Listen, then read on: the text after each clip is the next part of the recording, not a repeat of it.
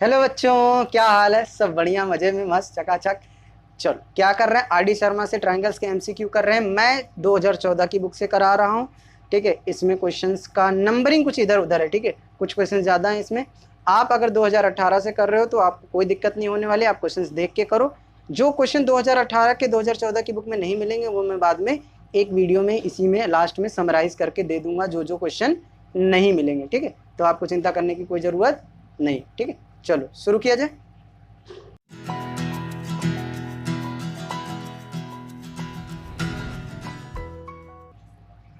चलो बच्चे 11 पढ़ो जरा। Two poles of height 6 metre and 11 metre stand vertically upright on a plane ground. If the distance between the their foot is 12 metre, the distance between their tops is. बेटा ये question आपका कहाँ का है? एनसीईआरटी का question है। उसने कहा क्या? दो पोल्स हैं बेटा, एक पोल ये है, एक पोल ये है। ठीक है, उसने कहा एक की लेंथ कितनी है? 11 इस वाले की, यानी ए बी सी डी की अगर बात करें तो ये 90 है, ये 90 है। उसने कहा ये 6 है। ठीक है, ये 6 है, 6 है ना। ठीक है, और ये पूरा कितना है बेटा? 11 मीटर। ठीक है, आपको बात समझ में आ रही? ये 11 है, तो आप क्या कह रहा है कि यहाँ से इसके टॉप के बीच में डिस्टेंस बता दो जरा। तो आप क्या करो, यहाँ से हॉरिजॉन्टल के पैरेलल एक लाइन खींच लो, इसके पैरेलल। तो ये भी यहाँ पे क्या बना देगा बेटा? 90, क्योंकि पैरेलल में ये दोनों क्या होते हैं? करस्पॉन्डिंग एंगल होते हैं। ठीक है, तो ये भी 90, ये भी 90। आपको बात समझ में? ये रेक्टेंगल हो गया, तो ये 6 हो गया, तो यहाँ से यहाँ तक की दूरी 6 हो गई। यहाँ पे डी लिख लोगे आप, तो डी क्या हो जाएगा? ए डी की वैल्यू क्या हो जाएगी? 11 माइनस 6 दैट इज 5। तो ए डी की वैल्यू कितनी आ गई? 5। ये वाला कितना हो गया? 5 मीटर। और ये वाला कितना था बेटा दोनों के बीच में? 12 मीटर। तो अगर ये 12 था तो ये भी कितना हो जाएगा बेटा? 12 मीटर। बात समझ में आ गई? तो आप लिखो इन ट्राइंगल ए, सॉरी ये डी ना लिखो, ये ई लिखो, क्योंकि डी उधर लिख चुके हैं। ए ई डी, तो ए ई डी में क्या हो जाएगा? A D square equal to D E square plus A E square हो जाएगा। क्यों हो जाएगा? क्योंकि हम जानते हैं पाइथागोरस कौन कहता है कि हाइपोटेन्यूज का स्क्वायर जो होता है वो बेस और परपेंडिकुलर के स्क्वायर के सम के इक्वल होता है। Then we can say that A D square equal to 12 square plus 5 square. Then we can say that 144 plus 2 5, that is which is equal to 169, and the square root of 169 is 13 meter. So we can say that the distance between their top is 13 centimeter, sorry metre. Metre की बात की है तो option number सी आप copy कर लो। चलो बच्चे 12 की बात करें, 12 पढ़ो, बहुत इंपॉर्टेंट क्वेश्चन है। इन ट्राइंगल ए बी सी, एक ट्राइंगल हमारे पास क्या है? A B C. ठीक, ए बी सी। फिर क्या कह रहा है आपसे? कह रहा है कि X Y is a line parallel to B C. X Y एक लाइन है, एक्स वाई एक लाइन है जो पैरेलल टू क्या है? B C. इधर एक्स इधर वाई। देन कह रहा है कि आपसे 12 यहाँ है ना, X Y B C A C पे वाई पे काटता है क्या? Parallel to the B C cuts A B at X and A C at Y if B Y bisect the angle X Y C. ये जो बेटा ये जो है ये यहाँ से ये क्या कर रहा है? इसको बाइसेक्ट कर रहा है। बाइसेक्ट करने का मतलब समझ में आता है? अगर ये एंगल 1 है, ये एंगल 2 है, और इसको एंगल 3 मान लेते हैं, तो कह रहा है since B Y bisect angle, क्या एंगल है बेटा? X Y C. Angle bisector का मतलब क्या हुआ? एंगल 1 किसके बराबर? एंगल 2 के। बट आप कहो सिंस एक्स वाई पैरेलल है बेटा किसके? बी सी के, तो एंगल 1 बराबर होगा एंगल 3 के। क्यों बराबर होगा? Alternate interior angle. ठीक है, क्या होते हैं अल्टरनेट इंटीरियर एंगल? अगर दो लाइन पैरेलल हो ऐसे, ठीक है, उसको एक ट्रांसवर्सल लाइन काटती हो तो ये जो जेड एंगल बनाते हैं, ठीक, ये अल्टरनेट है।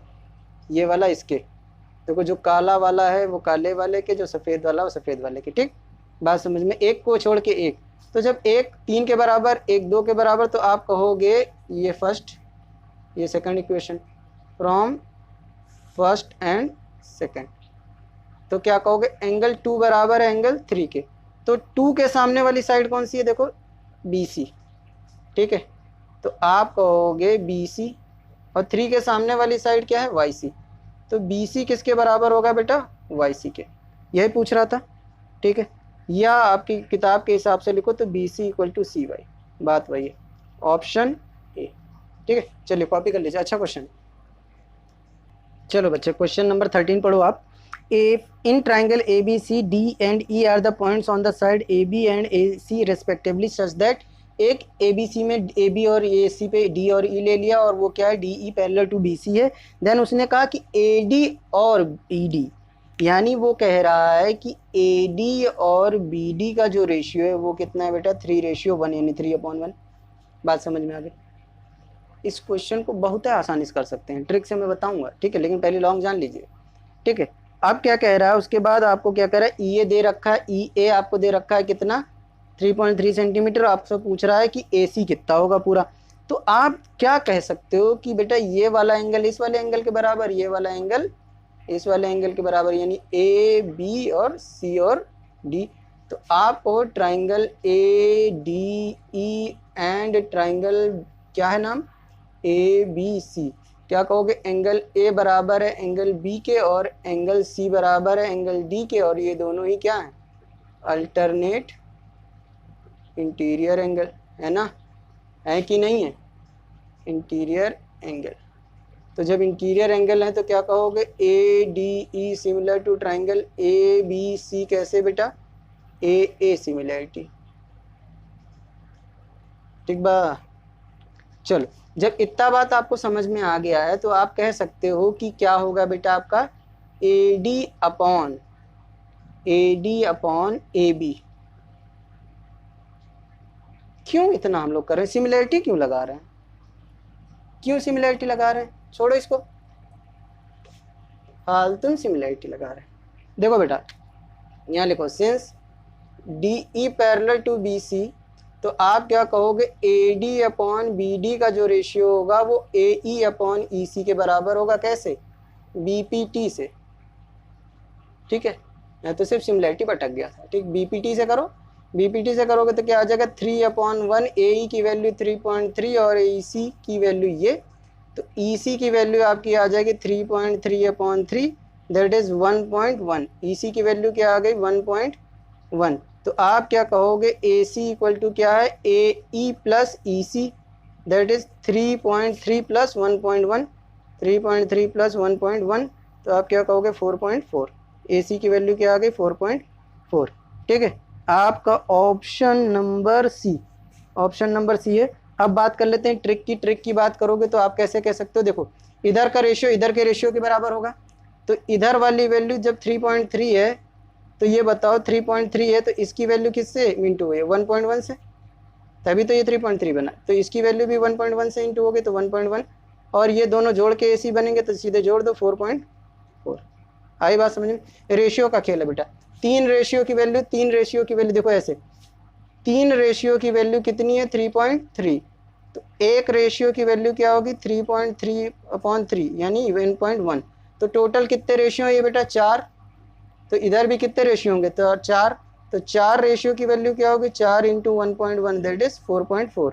ये रेशियो का खेल था, ठीक है। चलो कॉपी कर लो, ये आपका ट्रिक है बेटा। चलो बच्चे 14 पढ़ो जरा, क्या कह रहा है, in triangle A B C and D E F angle A equal to angle E equal to 40 degree है। फिर कह रहा है कि ए बी और ई डी का रेशियो ए सी और ई एफ के रेशियो के बराबर है, और एंगल एफ इक्वल टू 65 है, तो एंगल बी फाइंड करना है। चलो यहीं से शुरू कर लेते हैं। आप क्या करो, ये पकड़ो जरा, यहाँ पे पहले ट्राइंगल एक बना लेते हैं, ए, ठीक, ए बी सी, और कौन सा ट्राइंगल है बेटा हमारे पास, डी ई एफ। तो आपने कहा ए बराबर है 40 और ई बराबर है 40, एफ बराबर है 65। इतनी बात समझ में आ गई थी आपको। देन आप कह रहे हो कि A B ratios E D equal to, यानी इसको किस भाषा में लिखूं मैं, कि A B upon E D equal to क्या है बेटा, A C upon E F. A B upon A D, यानी ए बी अपॉन ए सी कर ले जरा, इसको कैसे करो, इस वाले को इधर भेजो, A B into E F हो गया equal to A C into E D हो गया। तो आप कहोगे A B upon A C equal to क्या हो जाएगा, E D upon E F, यानी इसका रेशियो और इसका रेशियो, ठीक है। फिर क्या, ई डी का रेशियो और ई एफ का रेशियो बराबर है, ठीक है। और इनके ईच का एंगल भी बराबर है। और क्या लिखा है आपने, एंगल ए बराबर है एंगल ई के। देयरफॉर ट्राइंगल का नाम लिखना सीखिए जरा। इधर से चलिए, ए से चलोगे तो ए बी सी हो जाएगा, यानी 60 से कहाँ चले, दूसरी तरफ जो एंगल नहीं बराबर है, यानी यहाँ से अगर आप चलोगे तो ए से बी जाओ, ठीक है। तो चलो एक बार लिखो यहाँ पे बी से चलते हैं, बी से चलते हैं, बी ए सी, ठीक है। सिमिलर टू ट्राइंगल किसके हो जाएगा, ट्राइंगल किसके बराबर हो जाएगा बेटा,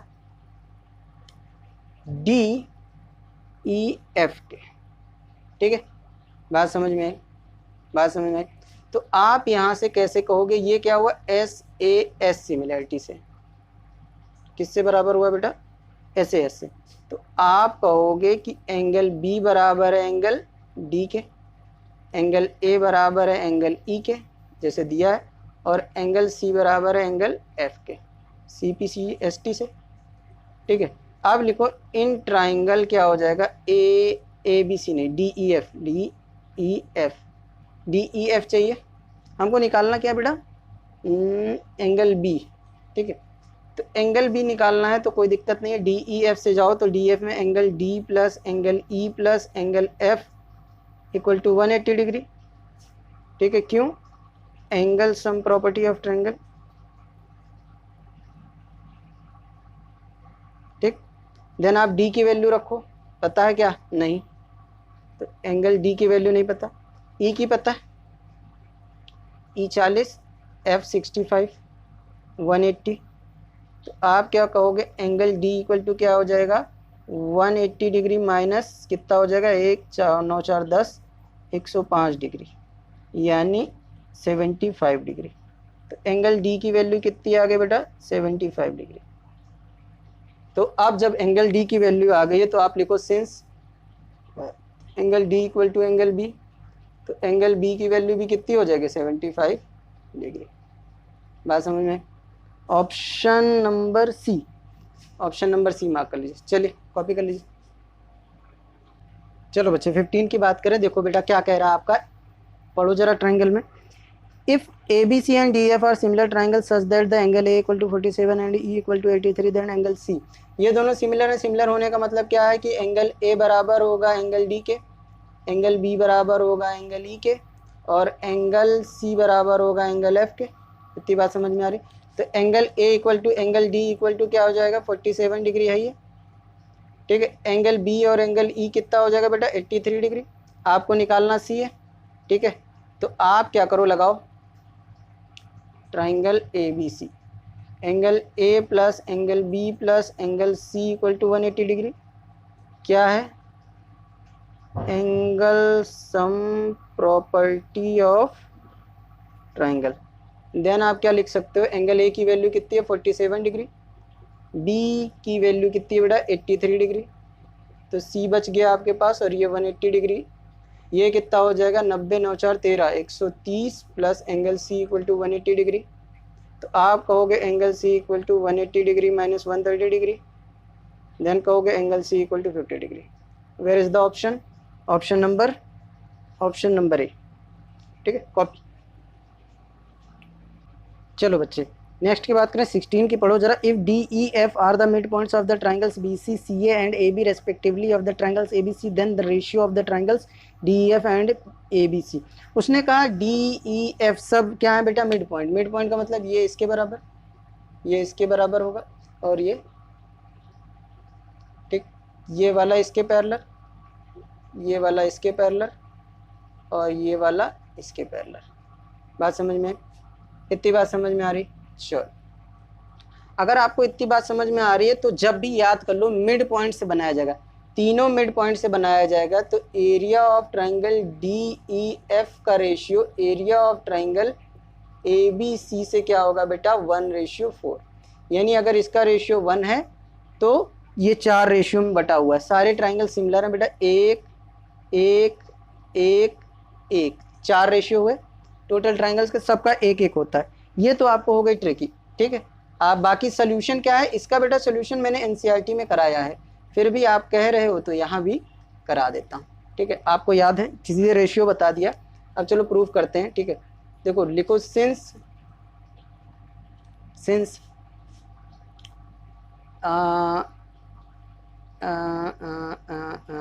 D E and F R mid points, ठीक है। जब मिड पॉइंट है तो आप क्या कहोगे, ई एफ जो होगा बेटा क्या होगा बेटा, बी सी का आधा होगा, और एफ डी जो है वो ए सी का आधा होगा। ऐसे ना लिखूं ताकि थ्योरम लिखने में आसानी। ए सी एफ डी किसके बराबर होगा, ए सी के आधे के बराबर होगा। फिर आप कहोगे क्या, डी ई किसके बराबर होगा बेटा, ए बी के आधे के बराबर में, ठीक है। ये किस लिए हुआ बेटा, मिड पॉइंट थ्योरम। क्या, मिड पॉइंट थ्योरम। कैसे हुआ, mid point theorem. Mid point theorem क्या कहता है कि अगर एक लाइन के पैरेलल दूसरी लाइन खींची जाए तो क्या हो जाता है बेटा, वो पैरेलल होता है, ठीक है। अब मिड पॉइंट थ्योरम था तो मिड पॉइंट थ्योरम से ये चीज़ आपको समझ में आ गई। मिड पॉइंट थ्योरम से ये चीज़ समझ में आई तो आप यहाँ से क्या करो, बी देखो, बी सी यहाँ पे मैं दिखाता हूँ, E F equal to B C into 1/2 भी तो हो सकता था, तो बी सी नीचे आ जाएगा, तो E F upon B C equal to क्या हो गया बेटा, 1/2। इसी तरीके से F D upon A C equal to क्या हो गया, 1/2। इसी तरीके से D E upon A B क्या हो गया बेटा, 1/2, ठीक है। तो आप यहाँ पे लिखो, since E F upon B C equal to F D upon A C equal to D E upon A B equal to 1/2, यानी सारे ratio equal. Therefore triangle D E F is similar to triangle A B C. कैसे, triple S similarity, S S S similarity.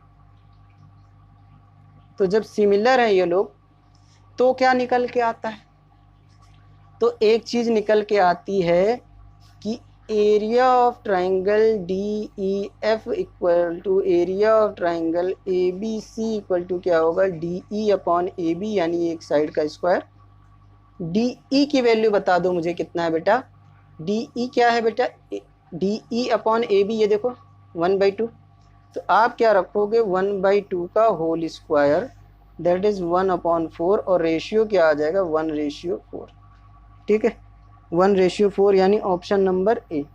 ये आपको समझ में आया, ये पूरा प्रोसीजर था। हालांकि आपको याद कर लो कि अगर ट्राइंगल के तीनों साइड्स के मिड पॉइंट्स को मिलाकर कोई ट्राइंगल बनता है तो अब क्या होगा, ये बेटा देखो, ये वाला ट्राइंगल, ये वाला ट्राइंगल, ये वाला ट्राइंगल, ये वाला ट्राइंगल, सब आपस में क्या है, सिमिलर। इसका एरिया 1 मान लो, इसका एरिया 1 मान लो, इसका भी एरिया 1 होगा, इसका भी एरिया 1 होगा। तो बेटा ये वाला एरिया, यानी किसी भी एक ट्राइंगल का एरिया क्या हो जाएगा आपका, दूसरे का कितना हो जाएगा, 1/4 हो जाएगा। यानी आप जो कह सकते हो, अगर आपसे कहा जाए इस ट्राइंगल के एरिया, तो ये भी पूरे का 1/4, इस ट्राइंगल का एरिया तो पूरे का 1/4, इस ट्राइंगल का एरिया पूरे का 1/4, इस ट्राइंगल का एरिया पूरे का 1/4। बात समझ में, सीधे आपको रेशियो याद होना चाहिए, 1/4। ये वाला कौन सा है, स्मॉल, और ये कौन सा है, लार्ज वाला, ठीक। चलिए कॉपी कर लीजिए। चलो बच्चे 17 की बात किया जाए, पढ़ो। ट्राइंगल ए बी सी है आपके पास, जिसमें एंगल ए 90 डिग्री है, देखो यहाँ पे,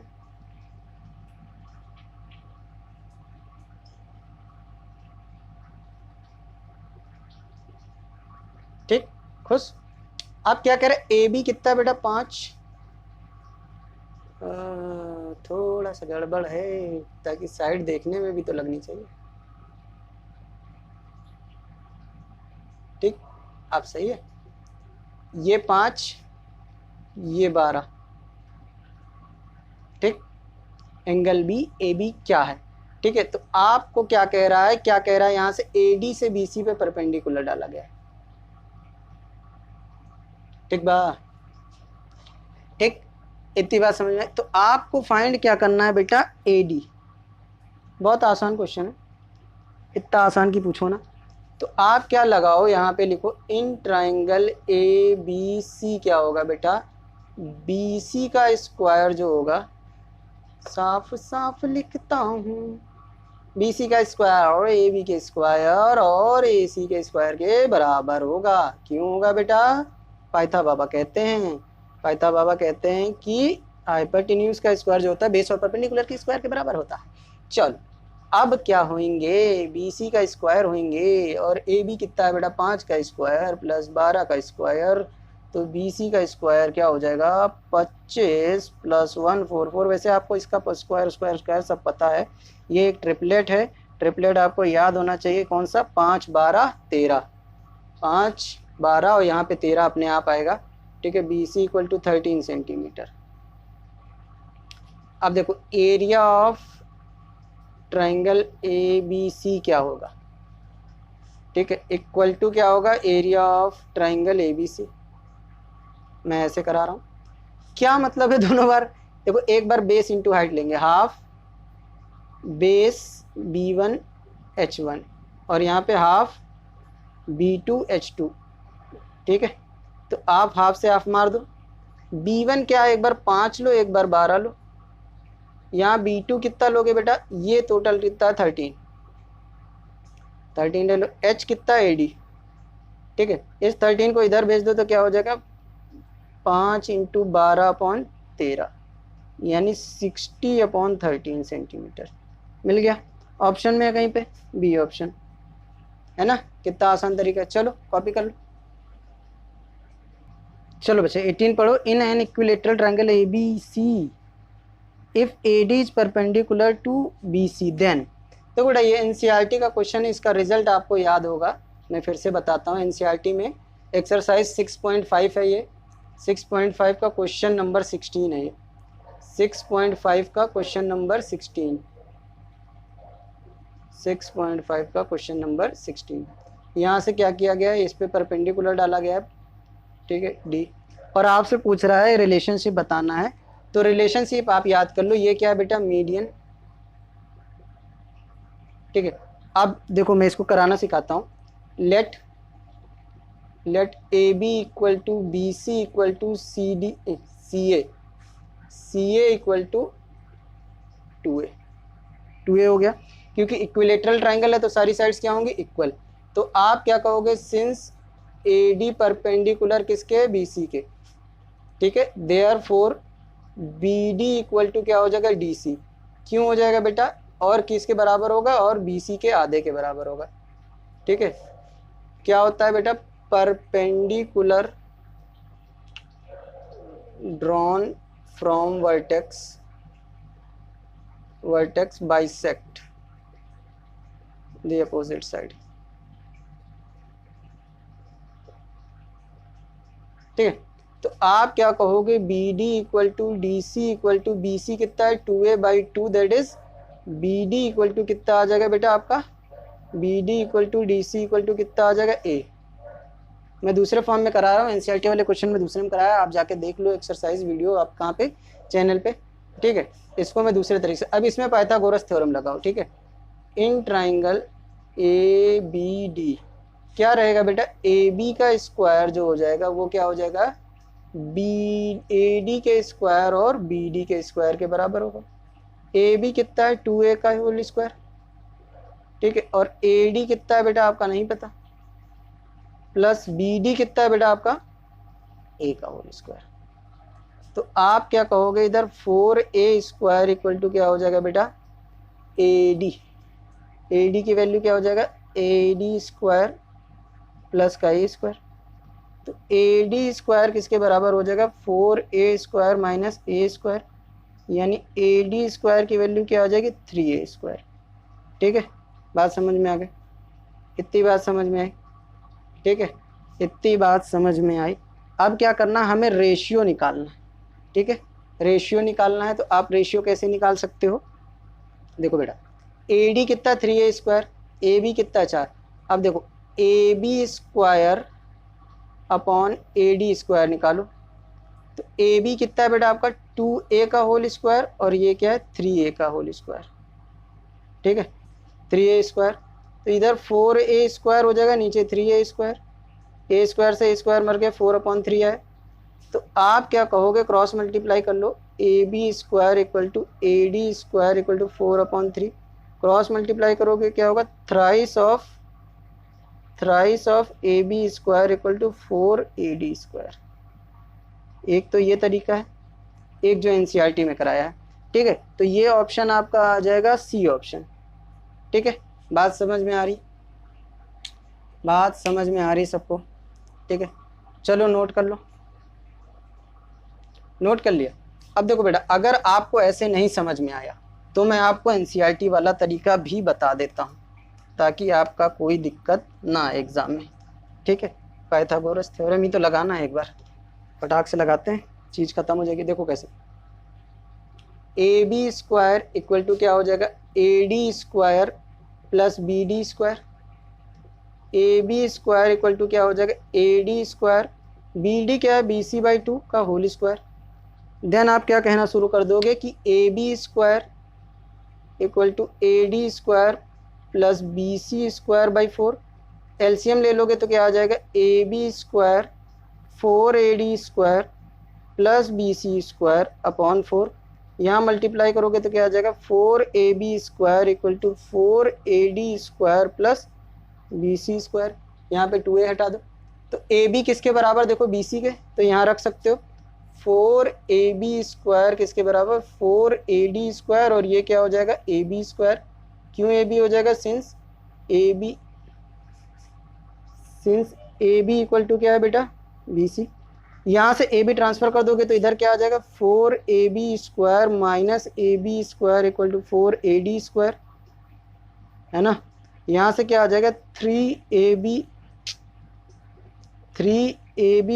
इक्वल टू 4ad²। अब तो खुश हो, ठीक है। Option number C, option number C था ना, ठीक है। चलो कॉपी कर लो। चलो बच्चे देखो क्या कह रहा है 19 में, in triangle ABC in equilateral triangle such that AD is perpendicular to BC then AD²। जो अभी क्वेश्चन किया है सिमिलर क्वेश्चन है बेटा। आप क्या करोगे, यहाँ से निकालोगे क्या, AB² इक्वल टू क्या हो जाएगा, देखो मैंने आपको बता दिया था अभी पीछे वाले में कि BD equal to DC equal to BC/2 था, कहो हाँ। AB equal to BC equal to CA था, कहो हाँ, ठीक है। तो मैंने आपको निकलवाया कि AB² का 3 टाइम्स जो होता है 4AD² होता है। इसका मतलब क्या होता है कि 3 times of side square of side, साफ साफ लिखूं, चलो 3 times of side square of side equal to 4 times of side of median. यही आपका रिजल्ट है जो यहाँ पे दिया हुआ। तो आपसे AD पूछा है तो सीधे लिखो AD² इक्वल टू 3/4 AB², है ऑप्शन में कहीं, 3/4 AB², यानी CD बनाना है, ठीक है। अब आप क्या जानते हो, यहाँ से आप जान रहे हो कि AB की वैल्यू क्या है, ठीक है। अब ये एक आपको रिजल्ट मिल गया, ठीक है। या ये रिजल्ट नहीं लिखना चाहते हो तो यही वाला लिखो, ऊपर वाला है, ठीक है। आपको AD की वैल्यू चाहिए किस फॉर्म में, CD के फॉर्म में चाहिए, ठीक है। तो यहाँ से देखो, ठीक, क्या लिखो, CD इक्वल टू क्या है बेटा, BC/2, यानी इसको और क्या लिख सकते हो, AB/2, नहीं चाहिए, ठीक है। चलो AB/2 लिख सकते हो, चलो कोई दिक्कत तो नहीं। तो CD इक्वल टू क्या हुआ, AB/2, तो AB इक्वल टू क्या हुआ, 2CD। ये भी चीज़ समझ में आ गई, है ना। जब समझ में आ गई तो इस वाली वैल्यू में रख दो, ठीक है। 3 × 2CD² इक्वल टू 4AD²। यहाँ क्या हो जाएगा, 3 × 4CD², 4 × CD² equal to 4AD², ठीक है। 4 से 4 मर गया, तो आपने कहा कि AD² जो है वो क्या है, 3CD² के बराबर है ऑप्शन में कहीं 3CD², ऑप्शन नंबर सी। देखो इसको मैंने कंटिन्यू कहाँ किया, क्वेश्चन नंबर 18 से। क्वेश्चन नंबर 18 में ये चीज़ हम लोग प्रूव कर चुके हैं, तो आपको जानने की जरूरत नहीं है। सिर्फ आप इतना याद रखो कि जब एक इक्विलेटरल ट्राइंगल होता है, in equilateral triangle square of 3 times of square of side is equal to the 4 times of square of there median और परपेंडिकुलर, और जो भी कहो, ठीक है। बात एक ही है, ठीक है। ये बात समझ में, चलो कॉपी कर लो। चलो बच्चे 20 की बात करें, पढ़ो जरा। In triangle A B C perpendicular A D from A on B C meets B C at D if B D की वैल्यू 8 दे रखा हो और डी सी की वैल्यू 2 दे रखा हो और ए डी की वैल्यू 4 दे रखा हो, तो आपको बताना है ये ट्राइंगल किस टाइप का है। सभी समझ जाओ किस टाइप का है, खुद ही समझ जाओ। परपेंडिकुलर दिया, देखो बेटा लिखो यहाँ पे, A B square equal to क्या होगा, A D square plus B D square होगा, पाइथागोरस। ठीक है, तो आप लगाओगे यहाँ पे क्या हो जाएगा, A B square equal to 8 square plus 4 square that is 64 plus 16 70 और 80 ए बी स्क्वायर की वैल्यू आ गई। ठीक है, आप सिमिलरली किसकी निकालो, A C square equal to A D square plus D C square. ठीक है, तो आप कहोगे A C square equal to क्या हो जाएगा बेटे, ए डी का मतलब 4 का स्क्वायर प्लस 2 का square, it means 16 plus 4 that is 20। इतनी बात समझ में आ गई। आप ये कहो कि बी सी कितना होगा बेटा, B D plus D C, यानी 8 प्लस 2 दैट इज 10। इतनी बात समझ में आ गई। तो बी सी की वैल्यू कितनी आ गई, 10। ठीक है, तो आपको ए बी का स्क्वायर पता, ए सी का स्क्वायर पता, जरा बी सी का स्क्वायर निकालो। बी सी का स्क्वायर कितना होगा, 10 का स्क्वायर इक्वल टू कितना हो गया बेटा, 100। तो क्या कहोगे, A B square now plus A C square निकालो, कितना हो जाएगा बेटा, 80 plus 20 that is 100 equal to क्या हो गया बेटा, बी सी के स्क्वायर के बराबर। तो आप कह रहे हो कि ए बी का स्क्वायर प्लस ए सी का स्क्वायर बी सी के स्क्वायर के बराबर है। तो सिंस, तो बी सी के सामने वाली side, therefore angle A equal to क्या हो जाएगा, 90 डिग्री। कैसे बेटा, कन्वर्स ऑफ पाइथागोरस।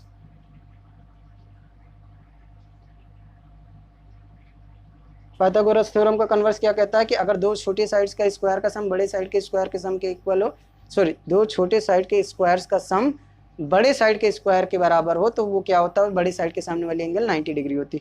तो ये जब 90 डिग्री है तो आप क्या कहोगे, triangle A B C is right angle triangle, है ना, right angle triangle at angle A, यानी एंगल ए इक्वल टू क्या है बेटा, 90 डिग्री।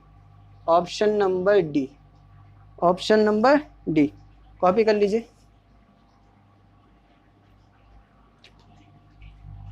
यहाँ तक समझ में आया सबको मज़े से। मैं फिर एक बार दोहरा दे रहा हूँ, ये कुछ बुक है 2014 की जिससे मैं करा रहा हूँ। 2018 के जो क्वेश्चन बचेंगे, यानी जो इसमें मैच नहीं होंगे, नहीं रहे होंगे, वो मैं अलग से आखिरी वीडियो में करा दूंगा। ठीक है, और यहाँ तक आकर वीडियो पसंद आ रही तो चैनल को सब्सक्राइब करना ना भूलें और वीडियो को लाइक करें। थैंक यू बेटा, थैंक यू फॉर वॉचिंग।